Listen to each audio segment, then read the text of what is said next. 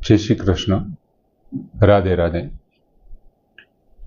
मित्रों, छठा अध्यायना 25मा श्लोकमां भगवाने वात करी के तारे संसारमांथी उपराम पामवानुं छे, उपराम थवानुं छे। ध्यान योगी माटे आ करवुं खूब जरूरी छे। भगवाने ए पण भलामण करी के एमां बहु उतावळ करवानी जरूर नथी।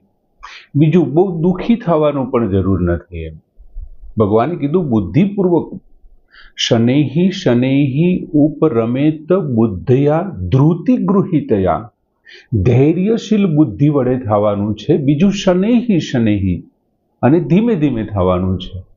शनैः शनैः धीरे धीरे थवानुं। बीजुं आत्मसंस्थ, पोतानी जातनी अंदर स्थिर थईने संस्थ थईने आत्मसंस्थ मनः कृत्व एने परमात्मानी अंदर मनने स्थिर करीने અને પછી જે પ્રમાણે તને પ્રાપ્ત કરવાનું છે એમના વિશે ભગવાને વાત કરી હતી। અને એક બીજી ભગવાને એ પણ ચોખવટ કરી કે ન કિંચિત અપી ચિંતયત, કંઈ પણ વિચાર નથી કરવાનો। મનથી તારે કંઈ વિચારવાનું જ નથી, એક પણ બાબતનો વિચાર નથી કરવાનો, કેમ કે આત્મસંસ્થમ મનઃ કૃત્વા, મનને તો તારે આત્મસંસ્થ બનાવી દેવાનું છે અને મૂળ વસ્તુ સંસારથી તારે ઉપરામ થવાનું છે।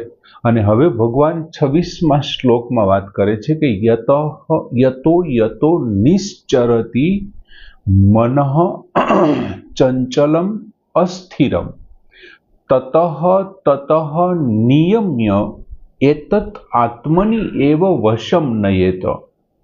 यतः यतः निश्चरति मनः, यतो यतो निश्चरति मनः चंचलम अस्थिरम, स्थिर न रहनारू चंचल मन यतः यतः ज्या ज्या विचरे छे, विहार करे छे, फरे छे, ततः ततः नियम्य एतत्, त्या त्यांथी एतत् नियम्य एने रोकीने પછી શું કરવાનું? એને રોકીને એમને રોકીને પરમાત્મામાં જ સારી રીતે જોડી દેવું। એમ પરમાત્મામાં સારી રીતે જોડી।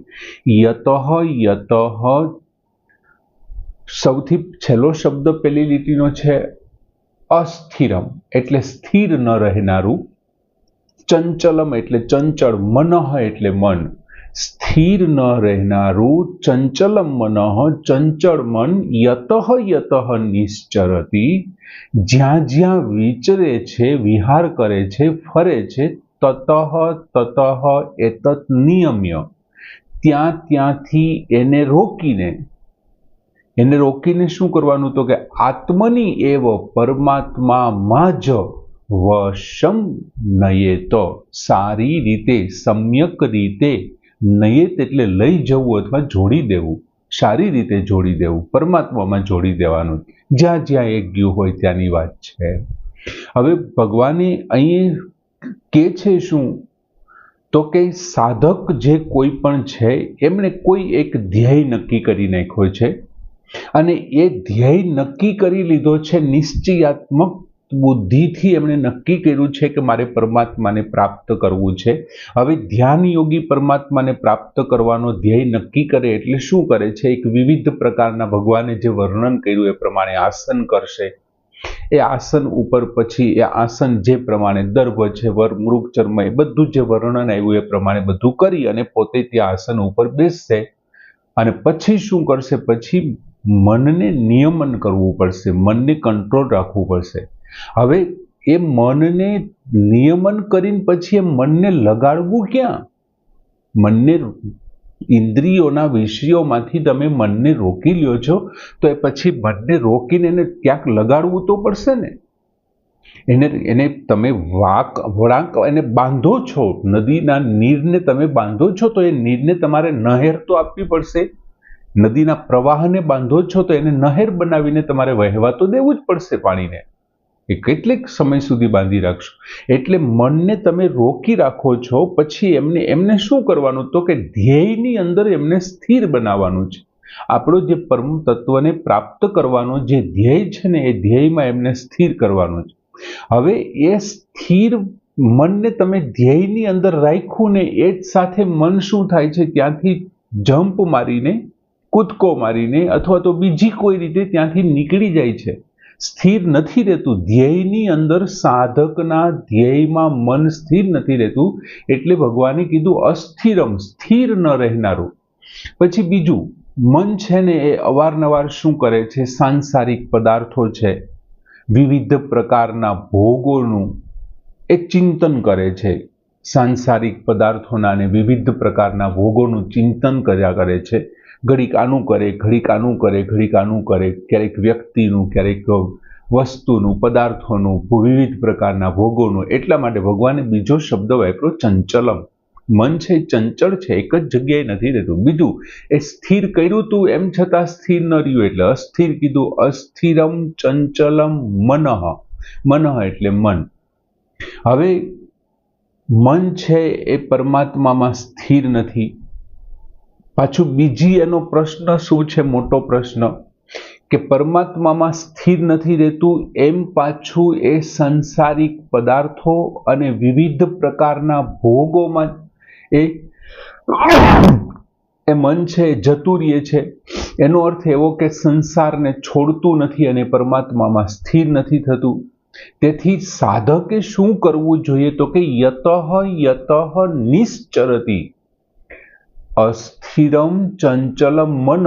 સ્થિર ન રહેનારું ચંચળ મન યતઃ નિશ્ચરતિ, જ્યાં જ્યાં તે ચરે છે, વિચરે છે, ફરે છે, જ્યાં જ્યાં જતું રહે છે. નિશ્ચરતિ, જ્યાં જ્યાં વિહાર કરે છે અથવા વિચરે છે. હવે એ જ્યાં જ્યાં જતું હોય, પછી એ વ્યક્તિ હોય, વસ્તુ હોય, પદાર્થ હોય, કોઈ વિશિષ્ટ ભોગ હોય, જે કારણથી જતું હોય, લોભને કારણે, મોહને કારણે, મમત્વને કારણે, જે કારણથી જતું હોય.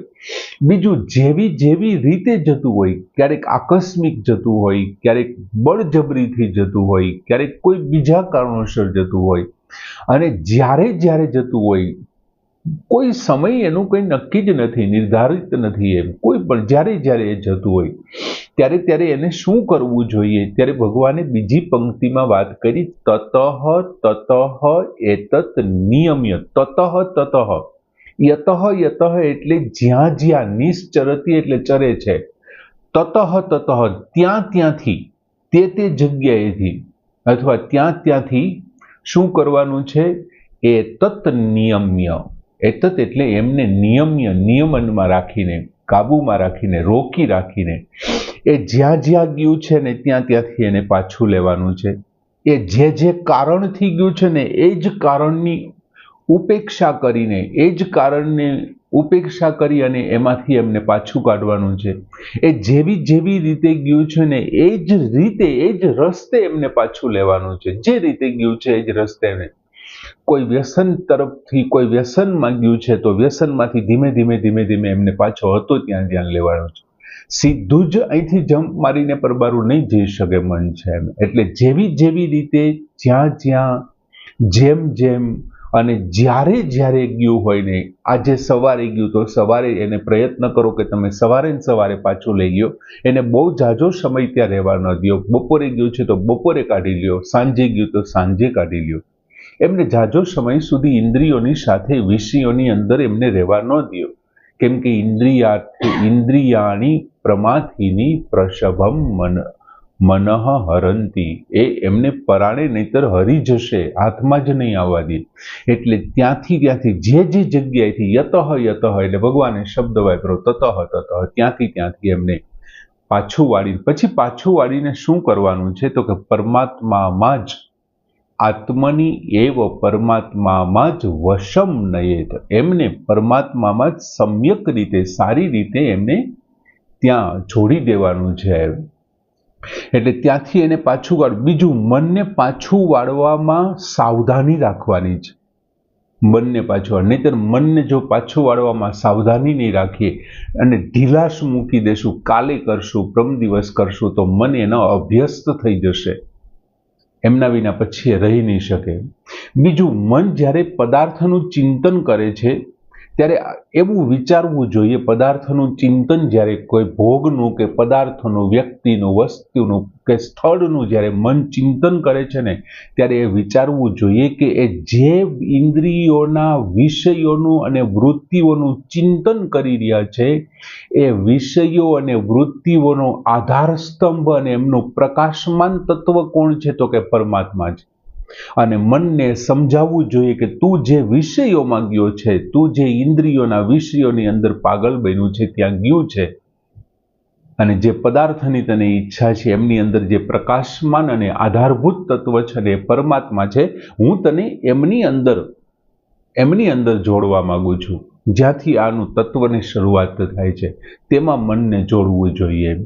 બીજું, પરમાત્મામાં મન જોડવા માટેની ઘણી બધી પ્રયુક્તિઓ પણ હોય છે. આપણે થોડીક આમ પ્રયુક્તિઓ જોઈએ. ભગવાનમાં અંદર પરમાત્મામાં જોડવાની વાત કરી કે જ્યાં જ્યાં જે રીતે જેમ અને જે સંજોગોમાં ગયું છે ત્યાંથી એમને પાછું વાળી અને પરમાત્મામાં મનને જોડવું જોઈએ. પણ હવે પરમાત્મામાં મનને જોડવું કેવી રીતથી? તો કે મન છે, એક તો વાત એ છે કે મન છે ઇન્દ્રિયોના વિષયમાં અથવા તો વ્યક્તિ છે, વસ્તુ છે, પદાર્થ છે, એમની અંદર જાય તો ત્યાંથી કોઈ વ્યક્તિની અંદર મન ગયું, કોઈ વસ્તુમાં ગયું, કોઈ પદાર્થોમાં ગયું, કે પાંચે શબ્દ, સ્પર્શ, રૂપ, રસ, ગંધ એ વિષયોમાં એમની ઇન્દ્રિયો સાથે મન ગયું, તો ગમે તેમ કરીને એમને બળજબરીપૂર્વક ત્યાંથી લઈ અને પરમાત્મામાં જોડવું જોઈએ. વ્યક્તિ, વિષય, વ્યક્તિ છે, પરિસ્થિતિ છે, વસ્તુ છે, સ્થળ છે, પદાર્થ છે કે ઇન્દ્રિયોના વિષયો છે, એમાંથી કાઢીને એને પરમાત્મામાં જોડવું જોઈએ. જેવું તમે પરમાત્મામાં જોડશો એટલે ભગવાને શું કીધું? આ મન કેવું છે? અસ્થિરમ છે. ફરી પાછું એ અસ્થિર થઈ જશે, સ્થિર ન રહેનારું છે. તમે અહીં પરાણે ઢસડીને લઈ આવ્યા, મનને પરમાત્મામાં મૂક્યું, થોડીક વાર થશે ને તરત જ મન છે, તમને ખબર નહીં પડે એમ મન પાછું વળી તમને યાદ આવશે, લે હું તો ધ્યાનમાં બેઠો છું, ના તો બીજો વિચાર ચાલુ છે. વળી પાછું ત્યાંથી તમારે લઈ આવવાનું, ફરી પાછું પરમાત્મામાં જોડવાનું, પાછું જતું રહેશે, પાછું જોડવાનું, પાછું. આવો વારંવાર અભ્યાસ કરવાનો છે. ધીમે ધીમે મનની જવાની શક્તિઓ ઘટતી જશે અને મન ત્યાં બેસી રહેવાનું નક્કી કરશે. બીજું મિત્રો, મન જ્યાં જ્યાં જાય છે ત્યાં પરમાત્માને જોવાનું શરૂ કરવાનું. દાખલા તરીકે તમે ધ્યાનમાં બેઠા છો અને તમને તમારું મન માની લ્યો કે કોઈ ગંગા નદીના પ્રવાહમાં કે ગંગામાં જતું રહ્યું, કોઈ ગાય ચરે છે ને ગાયમાં જતું રહ્યું, નદીના કાંઠે બેઠા છો ને ગંગામાં જતું રહ્યું, તો તેમાં સંપૂર્ણપણે સત્તા રૂપે કોઈ પણ હોય, ગાય હોય, ગંગા હોય, કોઈ પણ હોય, એમાં સંપૂર્ણપણે સત્તા રૂપે કોણ છે? તો કે પરમાત્મા જ છે. પરમાત્માને માત્ર પરમાત્મા જ છે, આવું તમારે મનથી વિચારી અને મનને પરમાત્મામાં સ્થિર કરવું જોઈએ, એમાં બેસાડવું જોઈએ. બીજું, મનને પરમાત્મામાં મનને જોડતા થાય છે શું? પરિસ્થિતિ શું થાય છે? તો કે જેવા તમે ધ્યાનમાં બેસો છો અને મનને પરમાત્મામાં લગાવો છો ને, એક સાથે મનમાંથી સંસારની નોકી નોકી બધી વાતો યાદ આવે છે, સંસારના બધા વિચારો જ મંડે છે યાદ આવવા, નોખા નોખા વિચારો. પછી વ્યક્તિના હોય, પદાર્થોના, વસ્તુના હોય. જ્યારે આપણે સંસારનો વિચાર કરતા હોય ને ત્યારે આટલા બધા વિચાર નથી આવતા. જેવા એકાંત સ્થળે ધ્યાન લગાવીને બેસીને પરમાત્મામાં મન પરોવવાનો પ્રયત્ન કરીએ છીએ અને માકડાની માફક કૂદકો મારી અને સંસારના એટલા બધા વિચારો આવે છે, તો એમાં એનો કોઈ ખોટું નથી. એમ ખરેખર તો શું છે, જે અંદર જામેલું બધું પડ્યું છે ને, પુરાણા સંસ્કારો પડ્યા છે ને, એ સંસારનું ચિંતન થતું હતું ને ત્યારે બહાર નહોતા નીકળી શકતા, ઉલટાના ભરાતા હતા. અને હવે જ્યારે સંસારનું ચિંતન બંધ થઈ ગયું છે, એકાંત સ્થળ છે, તેને નીકળવા માટેનો અવસર મળ્યો છે, તો ઉલટાનું અંદર બધું ચોખ્ખું થઈ રહ્યું છે, અંતઃકરણ, એને નીકળી જવા દેવાના. સંસારના જે વિચારો છે એમની ઉપર બળજબરી કરવાને બદલે એમને નીકળી જવા દેવા જોઈએ.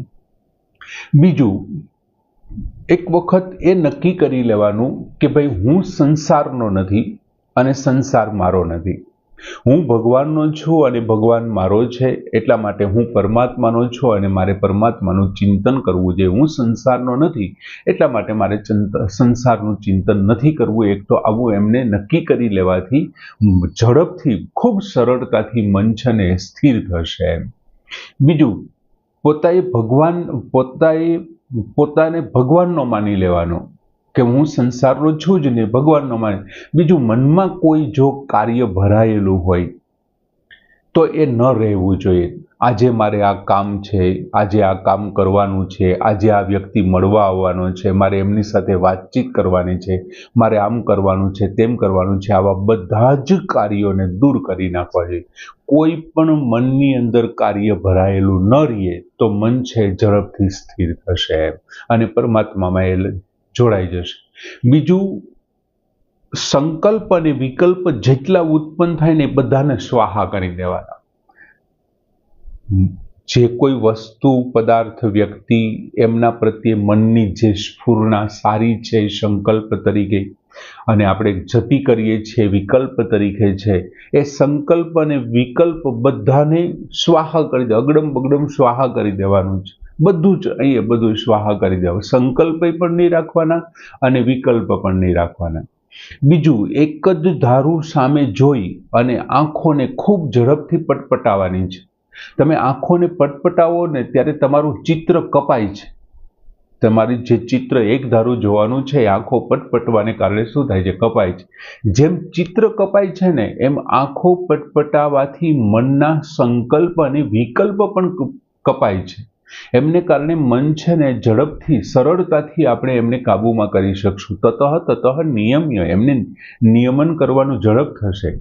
એમનાથી પણ વધારે બીજી બાબત એ છે કે જોશથી 3-4 વખત નસકોરામાંથી શ્વાસને બહાર કાઢો, પ્રાણવાયુને બહાર કાઢો, અને 2-3 વખત જેટલો પણ શ્વાસ છે ને એને જોશથી બહાર કાઢી અને બહાર પ્રાણને રોકી રાખવાનો પ્રયત્ન કરો. અને ધીમે ધીમે એ શ્વાસને પાછો અપાન વાયુને લઈ અને મૂળ સ્થિતિને પ્રાપ્ત કરો. જે શ્વાસની મૂળ સ્થિતિ છે એને પ્રાપ્ત કરવાથી સંકલ્પ અને વિકલ્પ છે બંને દૂર થાય છે, મન ઝડપથી સ્થિર થાય છે. હું જ્યારે ભણતો ત્યારે મને યાદ છે કે મારા એક શિક્ષકે મને એવું કીધું હતું કે તમે તાળવા પાસે જીભને ચોંટાડી રાખો, જીભને તાળવે અડાડી રાખો વાંચતી વખતે, તો તમારી યાદશક્તિમાં ફેર પડે છે. તમને સીધું જ એ તમારી મેધાવી શક્તિ છે ને જાગૃત થાય છે.